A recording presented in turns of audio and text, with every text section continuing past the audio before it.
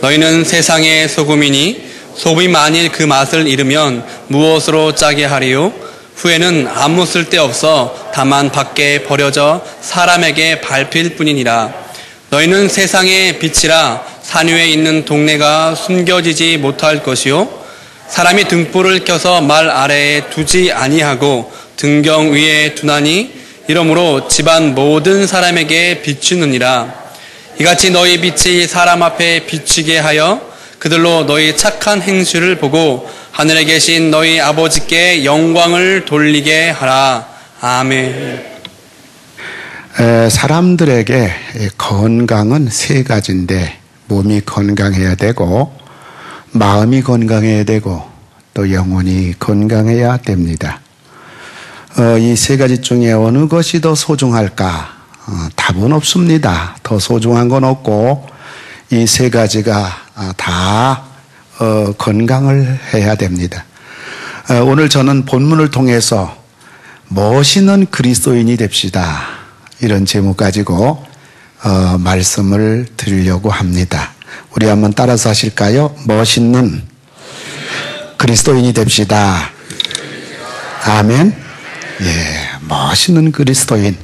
말만 들어도 흥분됩니다. 멋있는 그리스도인이 되려면 어떻게 해야 합니까? 건강해야 됩니다. 무엇보다도 몸이 건강해야 멋있는 그리스도인이 될 수가 있습니다. 제가 다리가 불편해서 이렇게 부실하게 다닙니다. 이런 저의 모습을 보면서 목사님 옛날보다 그 모습이 참 멋있습니다. 이건 저주입니다. 참 보기 좋습니다. 이건 악담이지요. 우리가 멋있는 그리스도인이 되려면 몸이 건강해야 됩니다. 내가 육체적으로 건강하지 못하다고 할 때에 일단은 멋있는 그리스도인에서 분리합니다. 육체가 불편하고 병들었을 때 멋있는 그리스도인으로 다른 사람들, 안 믿는 사람들에게 인정을 받는다는 것은 얼마나 어려운 일일까요?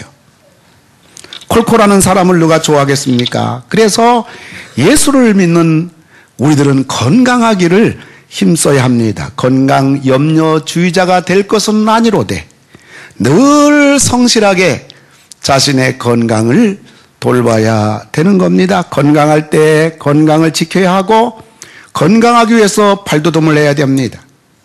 제가 수술을 하고 난 이후에 가장 힘들었던 것은 물리치료, 재활치료가 저에게 너무너무 어려웠습니다. 그것 때문에 제가 이렇게 몸이 정상으로 돌아오는데 더디게 됐습니다.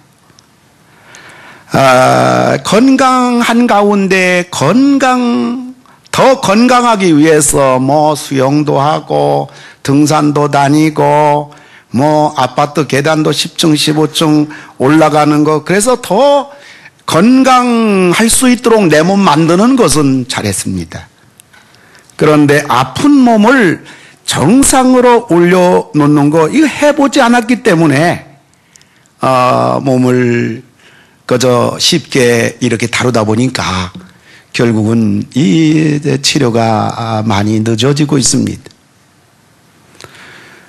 우리는 몸이 건강할 때에 이 건강의 소중성을 모르다 보니까 건강을 위한다는 말이 부자유스러운 말이고 그렇게 우리에게 중대하게 여겨지지 않기 때문에 우리가 쉽게 무시할 수 있겠지만은, 그러나 우리 몸이 건강하고 우리의 오장육부가 건강하기 위해서 우리는 운동하는 거, 먹는 거, 자는 거, 이 모든 것들을 성실하게 잘 관리해야 멋있는 인생, 그리고 또 멋있는 삶, 그리고 멋있는 그리스도인이 될 수가 있습니다.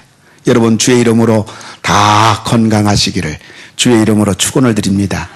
두 번째로는 마음이 건강해야 됩니다. 누구인들 마음이 늘 평안하기를 원치 않은 사람이 있겠습니까마는 사람의 말 한마디에 의해서, 그리고 다른 사람이 나에게 좀 어떻게 한다고 해서 우리는 상처를 받고 내 마음이 고요하지 못합니다.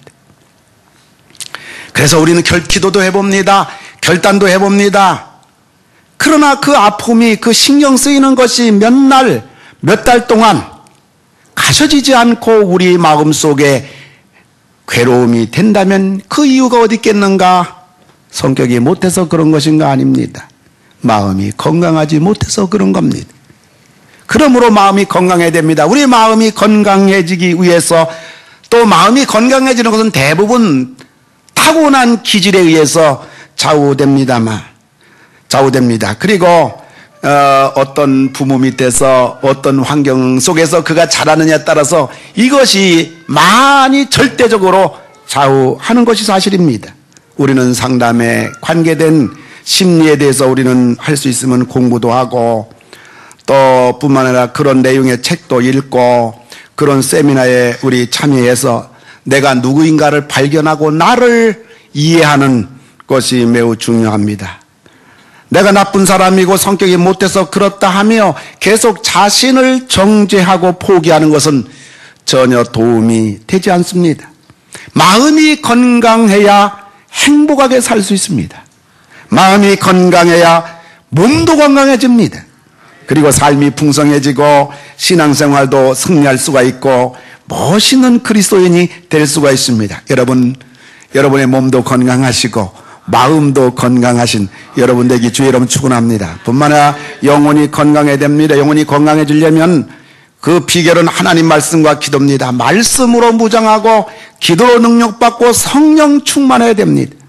이것은 하루아침에 되는 것이 아닙니다. 신앙은 하루아침에 능력받아서 되는 것이 아니라 날마다 성실하게 믿음 생활할 때, 교회 생활할 때 되는 것입니다. 멋있는 그리스도인, 말만 들어도 그렇게 좋은 그 멋있는 그리스도인, 몸이 건강해야 되고 마음이 건강해야 되고 영혼이 건강할 때에 멋있는 그리스도인이 되는 것입니다. 그럼 두 번째로 멋있는 그리스도인은 누굽니까? 첫째로 맛이 있는 성도입니다. 오늘 본문 13절에 볼 것 같으면 너희는 세상의 소금이니 소금이 만일 그 맛을 잃으면 무엇으로 짜게 하리요? 후에는 아무 쓸데없어 밖에 버려져 사람에게 밟힐 뿐이니라. 너희는 세상의 소금이다. 소금과 같은 성도가 돼야 됩니다. 그리고 이 말씀을 가만히 볼 것 같으면 우리를 향해서 너희가, 예수 믿는 우리들을 향해서 너희가 세상의 소금이다 라고 말할 때는 세상은 뭡니까? 세상은 맛이 없는 세상이라는 것을 주님은 우리에게 가르쳐 주는 겁니다. 왜 세상 사람들이 그렇게 삶의 권태기를 느끼나요? 맛이 없는 삶이기 때문입니다. 삶의 의미가 없기 때문입니다. 여러분, 내가 처자식을 위해 산다, 아들, 딸 내가 잘 키워봐야겠다, 사업을 한번 일으켜봐야겠다, 아파트 평수를 좀 늘려봐야 되겠다. 여러분, 이것이 삶의 목적일까요? 이것이 삶의 의미를 발견한 걸까요? 아닙니다.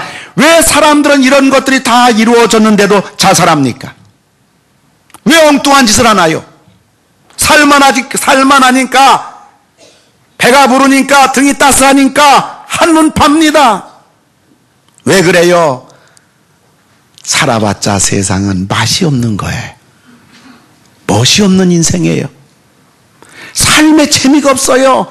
의미가 없으니까 서로 싸우고 사고를 일으키고 엉뚱한 짓을 하는 것입니다. 이런 세상에서 우리 믿는 사람들은 바로 소금처럼 맛을 내는 우리 인생이 돼야만 되는 것입니다. 맛을 낸다는 것은 세상 사람들에게 감동을 주는 삶이에요. 세상 사람들이 우리를 보고 야, 뭐 나보다 사는 게 뭐 환경 여건이 나보다 부족한데 그럼에도 불구하고 감동 주는 우리의 생, 소금과 같이 맛나는 의미 있는 보람 있는 가치 있는 내 생을 살아가는 모습을 보고 그들이 저렇게도 살 수 있구나, 저렇게도 멋있게 살 수 있구나, 저렇게도 행복하게 살 수 있구나, 하루를 살더라도 나도 저렇게 살면 좋겠다. 아, 나는 지난날 헛살았구나. 자신을 뒤돌아 볼 수 있을 만한 그러한 우리의 감동적인 삶, 멋있는 삶, 여러분, 우리 예수 믿는 사람들은요, 세상 사람들하고 다르게 살아야 돼요. 할렐루야. 오랜만에 집사람과 함께 파파로티라는 영화를 보았습니다. 요즘 새로 등장한 20대 세계적인 성악가 그 김호중을 그린 영화입니다. 조폭세계에 속해 있는 어린 김호중, 성악의 소질을 알게 된 김천예고 서수용 선생님, 믿는 분입니다. 집사님 같아요. 그의 잘못된 인생관을 고치고 조폭 세상에서 나와서 한국에 나온 성악가로 키운 그러한 스토리 영화입니다. 거칠고 험악하기가 한이 없는 김호중, 스스로 성악의 길로 들어오고 서수용 선생님의 고분고분한 양이 되는 것에는 선생님이 보여준 두 가지 감동적인 그러한 삶에 김호중이 완전히 자신의 생을 180도 바꿨습니다. 선생님이 조폭 두목을 찾아갑니다. 조폭색에서 나오는 것은 생명을 요구합니다. 우리 호중이를 내주시기 바랍니다. 호중이가 죽어서 나와야 된다면 그를 죽이지 말고 내 다리를 절단하십시오. 그리고 선생님이 김호중에게 말합니다. 너는 세계적인 성악가의 자질이 있다. 네가 내 말을 듣고 이 길을 걸어간다면 나는 내 재산을 전부 다 너에게 바치겠다. 진실 어린 선생님의 눈물겨운 그러한 제자에게 약속입니다. 얼마간 시간이 지나서 우리 선생님이 나를 조폭색에서 건져내고 성악의 길로 가게 하기 위해서 두목을 찾아가서 다리를 내놓았다는 사실을 이 김호중이 듣고 눈물 한 방울 없는 아이가 눈물을 흘립니다. 감동을 받습니다. 나 같은 깡패인데 나를 위해서 선생님이 자기 재산을 전부 다 바치겠다. 나와 같이 성악의 길을 걸어가자. 내가 뭔데? 여기에 감동을 받습니다. 드디어 김호중이가 조폭 두목을 찾아갑니다. 두목은 칼을 앞에 내놓습니다. 너 죽을래? 여기서 나갈래? 나는 성악의 길을 걷고 싶습니다. 차라리 여기서 성악의 길을 가지 못할 바에는 두목님 저를 죽여주십시오. 두목도 항복합니다. 그런 용기가 어디서 나왔나요? 선생님의 그 감동을 주는 그러한 삶 속에서 이 아이가 자기 생명을 내걸고 두목을 찾아가 그 길에서 손을 떼겠다고 선언하는 것입니다.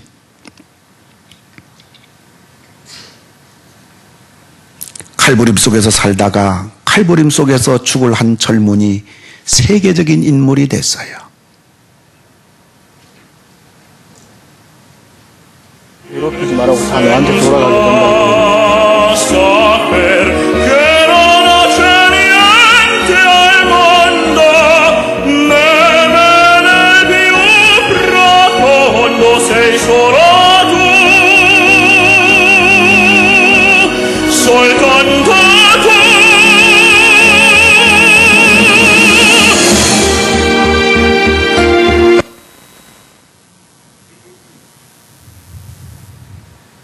사람은 말로 변화되는 게 아니라 감동으로 변화됩니다. 우리 가정에서 문제가 뭡니까? 감동 연출이 약합니다. 사람은 감동을 받게 되면 변화됩니다. 고요하게 움직임이 시작이 되는 겁니다. 어느 날 아파트 계단을 내려오다가 우연히 옆에 내놓은 짜장면 그릇, 자주 보는 광경입니다. 근데 빈 그릇이 너무 깨끗해요. 근데 깨끗한 그릇 위에 메모지가 있습니다. 맛있게 잘 먹었습니다. 근데 옆집에 똑같은 짜장면 그릇이 있는데 짜장면 먹은 그릇에 나무 젓가락 잘라놓고 젓가락 봉지 찢어놓고 이것저것 닦은 휴지들을 집어넣어서 짜장면 담은 양보다 휴지와 지저분한 것이 아예 이번 기회에 청소하자, 쓰레기 내보내자. 믿든지 안 믿든지를 막론하고 짜장면 배달은 종업원 눈에 보인 것은 양쪽 집이 똑같이 교회 다닌다는 교패가 붙은 거예요. 대단한 소금이 아니어도 괜찮아요. 우리 주변에서 내가 할 수 있는 맛을 내는 삶, 어렵지만은 않아요. 맛있는 삶은, 멋있는 삶은 다른 사람만 살리는 것이 아니라 그것이 나를 살리는 겁니다. 멋있는 그리스도인, 맛이 있는 그리스도인, 다른 사람을 감동시키는 소금과 같은 맛있는 그러한 우리의 생이 우리 삶 속에서 날마다 이 세상을 향하여 하늘에서 우리를 보시는 우리 내 인생의 연출가, 그 하나님 원하시는 감독자의 기대 속에서 이 땅을 무대 삼아서 날마다 너희는 세상의 소금이다. 맛을 내라. 멋있게 살라. 감동적인 생을 살라. 하시는 위대한 연출가들이 다 되시는 여러분 되기를 주의 이름으로 축원합니다. 두 번째로는 빛이어야 합니다. 14절입니다. 너희는 세상의 빛이라. 산 위에 있는 동네가 숨겨지지 못하리라. 예수 믿는 우리들은 세상의 빛입니다. 예수님께서 우리들을 세상의 빛이라고 할 때는 저 세상은 어둡다는 것을 전제로 하시는 말씀입니다. 우리들을 빛이라고 하는 것은 무엇을 말하는 것인가요? 행실을 말한다고 오늘 주님은 우리에게 설명해 주셨습니다. 예수 믿는 우리들의 행실을 빛이라고 할 때 우리의 행실이 옳은 행실, 착한 행실, 바른 행실, 의로운 행실을 말하는 것입니다. 우리들을 세상의 빛이라고 했으니 우리는 낮이나 밤이나 언제 어디서나 빛인 겁니다. 사람이 보든지 안 보든지 우리 환경이 어떠하든지 우리 형편인 사정이 어떠하든지를 막론하고 우리들은 빛입니다. 한 소리 따라서 합시다. 나는 빛입니다. 나는 세상의 소금입니다. 나는 세상의 빛입니다. 아멘. 3일을 굶고 남의 담을 넘지 않는 사람이 없다. 어두운 사람들의 말입니다. 우리들은 30일을 굶어도 남의 담을 넘으면 안 됩니다. 왜요? 빛이기 때문에 그래요. 어떤 면에서 세상이 어두우면 어두울수록 빛은 더 필요합니다. 빛 중에서도 더 밝은 빛이 필요합니다. 그래서 우리 믿는 사람들은 성경적으로 보면 진리의 삶이 돼야 되고, 사회적으로 보면 도덕적인 삶이어야 되고, 양심적으로 보면 부끄럽지 않은 삶이어야 됩니다. 우리 믿는 사람들은 자체가 빛이기 때문에 우리 행동 선택 기준은 빛이냐 아니냐 이분법으로 결정할 것입니다. 바르게 살려고 노력한다, 힘쓴다, 애쓴다, 결심한다가 아니라 언제나 우리가 이 세상 살아갈 때는 빛이냐 아니냐, 언제나 우리가 빛을 선택하고 빛으로 나갈 때에 하나님이 지켜주시고 도와주시고 해결해 주시고 보장해 주시고, 안 될 때는 기적을 통해서 우리의 빛된 삶을 마침내 복되게 만들어 주는 줄로 믿으시기 바랍니다. 어느 목사님의 신병 때 이야기입니다. 그때만 해도 지금 군대 생활과 달라가지고서 공포 분위기죠. 위협과 기합이 다반사죠. 걸핏하면 폭력을 행사할 때입니다. 사복을 군복으로 3분의 1에 갈아입으라. 침상 3선에 정렬하라. 다 군복 갈아입고 침상에 똑바로 벌벌벌벌 떨면서 서 있습니다. 내무반장이 명합니다. 지금부터 3분 이내로 화장실을 돌고 오라. 화장실은 별채 지어져 있기 때문에 훈련병들이 달려가기 시작합니다. 밖은 깜깜합니다. 사람들이 구분이 안 됩니다. 그런데 이상한 일은 화장실을 돌라고 했는데 돌지는 않고 전부 다 그동안 참았던, 하루를 참았던 볼일만 보는 겁니다. 그런데 이 목사님은 내가 잘못 들었나, 분명히 화장실을 돌고 오라고 했는데 하며 이 목사님도 주저주저 하다가 신앙 양심상 혼자서 화장실을 돌았습니다. 그런데 그 순간 누군가가 어둠 속에서 소리를 치는 겁니다. 너 누구야? 관능성명. 네, 아무개입니다. 다들 내무반 안에 들어옵니다. 내무반장이 크게 말합니다. 화장실을 돌고 왔나? 네. 내무반장은 취침을 명합니다. 다 피곤해서 잠이 드는 순간 그 누군가가 자기 이름을 호명합니다. 아무개. 네, 훈련병 아무개. 벌떡 일어납니다. 내무반 열쇠를 줍니다. 나중에 알고 보니 내무반장이 화장실을 지대로 돈 사람을 확인한 겁니다. 이때부터 이 목사님이 내무 감시자가 되었는데 보통 특과가 아닙니다. 그 바쁜 훈련 속에서 내무반을 살피고 열쇠로 잠근 후에 학과 출장에도 천천히 가면 됩니다. 군장 시범할 때도 언제나 내 것을 가지고 편안하게 시범합니다. 아무런 배경이 없는데도 내무반장, 부내무반장과 가까이 지내게 되며 그 당시 매우 귀한 라면을 얻어먹을 수가 있었습니다. 모든 동료들이 전부 다 부러워하는 군 생활을 3년 동안 하게 됐습니다. 우리들의 행실은 교회 안에서는 물론 가정은요 공개적으로 다 노출됩니다. 본인들의 부족과 연약과 오염물을 아낌없이 가정에다 쏟아버리는 것이 오늘 가정의 현실입니다. 가정 식구들은 물론이지만은 교회 안에서는 물론이지만은 교회 밖에서는 물론이지만은 우리 주님도 우리의 삶을 전부 다 보고 계신 줄로 믿으시기 바랍니다. 세상의 모든 사고와 모든 불행과 모든 저주와 모든 파괴는 어둠에서 나오는 것입니다. 죄악에서 나오는 것입니다. 탐욕에서 자생되어지는 결과와 열매입니다.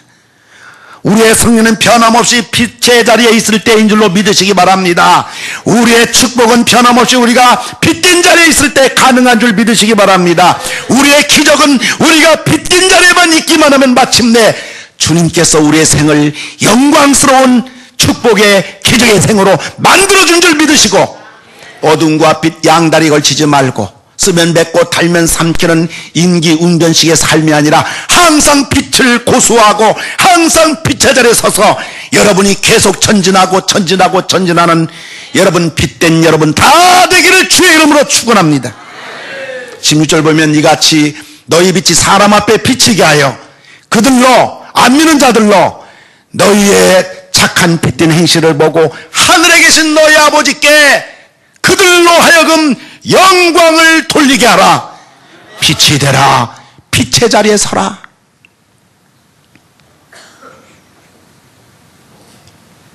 빛된 삶을 통해서 우리 모두 멋있는 그리스도인들이 다 되기를 주의 이름으로 축원합니다. 40이 되면 얼굴에 책임지라고 했습니다. 얼굴도 멋있어야 됩니다. 항상 얼굴 보면 웃는 상이 돼야 됩니다. 웃는 얼굴에 침 뱉으랴. 말에도 멋있어야 됩니다. 말이 친절해야 됩니다. 말이 따스해야 됩니다. 말 좀 부드럽게 해야 됩니다. 우리 형님도 해병대, 또 동생들도 다 해병대, 아들 셋도 다 해병대, 우리 해병대 가정인데 해병대 신문이나 그런 데서 우리 가정에 왜 이와 같이 기사를 하러 오지도 않고 관심이 없는가. 지가 군대도 안 간 아버지가 그렇기 때문에 그렇지 않은가 그런 생각을 하며 저는 또 이제 교대를 나오다 보니까 학교 다니면서 훈련받고 그래서 우리는 이제 여름방학만 가서 군대에서 한 달씩 훈련받았기 때문에 그렇지 않은가 하면서 서로 해병대 가족들과 웃기는 이야기를 합니다.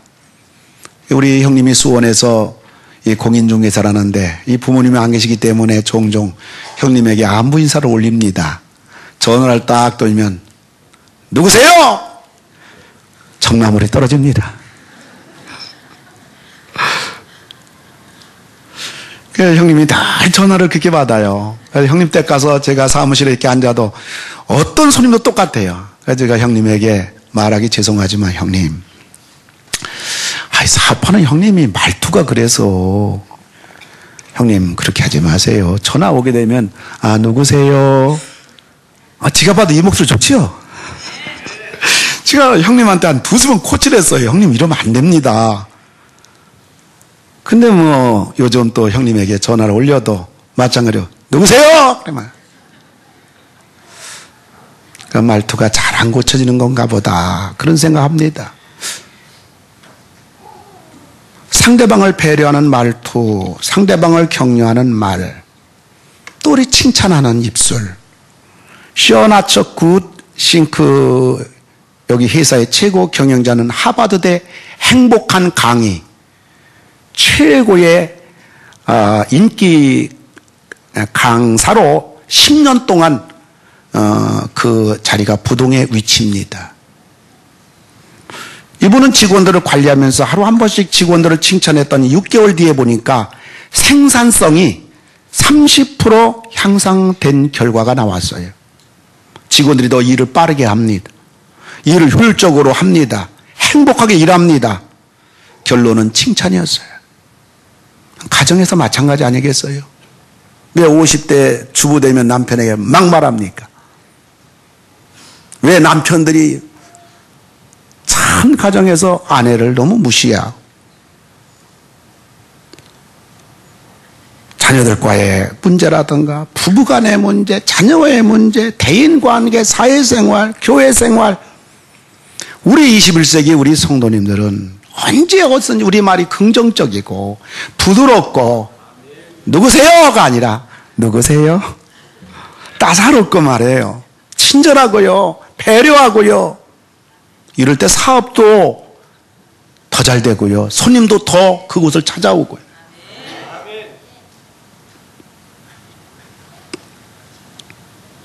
우리는 말해도 멋있고요.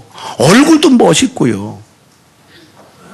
그리고 행동도 멋있고요. 배려하고 친절한 행동, 섬기는 행동, 양보한 행동, 희생한 행동 깊이 생각해야 돼요. 우리를 또 돈을 내는 자의 입장에 설 때, 서비스를 받을 때, 높이 올라갔을 때, 많이 가졌을 때, 많이 배웠을 때 우리는 우리 자신도 모르게 다른 사람을 비하하고 무시하고 방자하고 교만하고 큰소리할 심리적 경향이 너무너무 농후해요. 저와 여러분들 똑같다고 생각해요. 저도 똑같아요. 조심해야 됩니다. 내 돈 쓰면서 욕먹을 것이 없어요. 우리는 말도 멋있고 얼굴도 멋있고 행동도 멋있고 물질에도 멋이 있어야 될 줄 믿습니다. 물질로 남 섬기는 거예요. 많은 사람 행복하게 해주는 거예요. 물질도 깨끗해야 됩니다. 나 때문에 예수 믿는 사람이 다른 사람들 물질에 손해를 주면 안 돼요.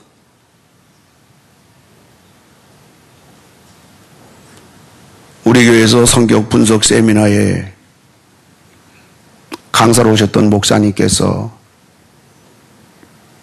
캐나다 토론토에서 다니던 교회 어느 장로님 이야기를 이렇게 해주셨는데, 이 장로님이 사업을 정리하면서 같은 교회 안수 집사님이 장로님의 사업을 인수하겠다고 하십니다. 물품 재고 정리에 대하여 장부상의 수치대로 믿어도 좋다 하고 본계 장로님이시다 보니 사람 사서 재고 정리 숫자를 맞춰보지 않았습니다. 그런데 사업이 시작되면서 창고에는 물건을 빼고 들여놓고 하는 가운데 계산을 하다 보니까 재고품이 달라도 너무나 다른 거예요. 한두 푼이 아니기 때문에 안수 집사님은 장로님에 가서 말씀을 드립니다. 그러면 장로님이 그러느냐고, 얼마나 차이가 되느냐, 그렇다면 이제라도 계산해야지 해야 할 텐데 장로님께서 말씀합니다. 다 끝난 얘기인데 지금 와서 무슨 이야기냐. 너무나 어이가 없는 겁니다. 그래서 안수 집사님이 한마디 하셨습니다. 장로님, 그래도 한두 개 해야지요. 손해가 돼도 저에게 너무너무 큰 손해가 됩니다. 아무래도 장로님, 재고품을 다시 한번 세워서 계산을 해야 될 것 같습니다. 그러자 장로님이 얼굴을 붉히며 말합니다. 야! 교회 장로하고 사업 비즈니스 장로하고 다른 거야? 그 안수 집사님이 너무 충격받아서 2년 못 돼서 그만 죽고 말았어요. 장로가 뭡니까? 목사가 뭡니까? 막 살자는 겁니까? 어떻게 이렇게 장로가 이렇게 살 수 있을까? 교회 다니면서 어떻게 이렇게 살 수 있을까? 남에게 이렇게 피해를 줄 수 있을까? 어떤 교회에서는 그런답니다. 백제, 세상에 교회 안에서 어떻게 이런 무서운 말을 할까요? 나도 망했어. 망했으면 자기나 망해야지. 왜 다른 사람도 끌고 죽이냐 그 말. 상대방이 어떻게 예수 믿을 수 있겠어요? 어떻게 교회 다닐 수 있겠어요?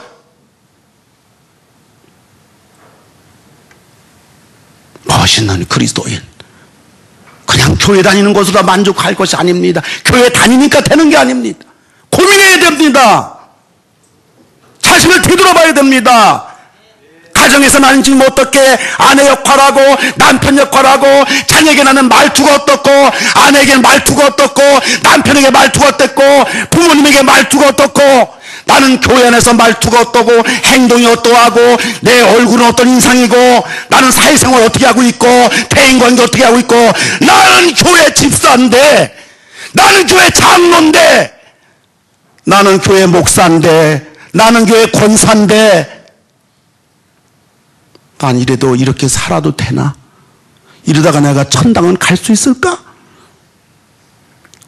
심각한 겁니다. 이래서 안 믿는 사람이 교회를 돌던지는 겁니다.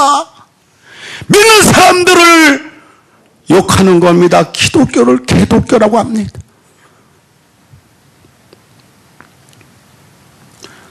우리들은 멋있게 살아야 됩니다. 아멘. 달라야 됩니다, 여러분. 안 믿는 사람하고 달라야 됩니다. 멋있게 살아야 됩니다. 멋진 그리스도인이 되어야 됩니다. 맛있는 그리스도인이 되어야 됩니다. 세상을 감동 주고요. 안 믿는 사람이 감히 내 앞에 와서 함부로 말할 수 없을 정도로 우리가 살아야 됩니다. 오늘 주님께서 우리들에게 하시는 말씀이 교회만 다니면 된다. 교회 오래 다니면 돼. 교회 직분 받으면 돼. 교회에서만 열심히 믿어. 이거는 미신입니다. 이거는 샤머니즘입니다. 우리는 하나님 앞에서 사는 자들입니다. 언제 어디서나 여러분들 멋있게 아름답게 할렐루야 믿는 사람답게 내 자신은 물론 가정에서는 물론 교회 안에서는 물론 우리 직장에서는 물론 우리 사업장에서는 물론 언제나 우리들은 멋있는 그리스도인. 그래서 박수를 받을 만한 깨끗하고 성결하고 진실하고 아름답고 비록 내가 밥을 못 먹고 죽을 먹는 한이 있을지라도 오늘 정말 깨끗하게 하나님 앞에서 사는 멋있는 여러분들 다 되기를 우리 하나님 앞에 기도하며 소원 갖기를 주의 이름으로 축원합니다.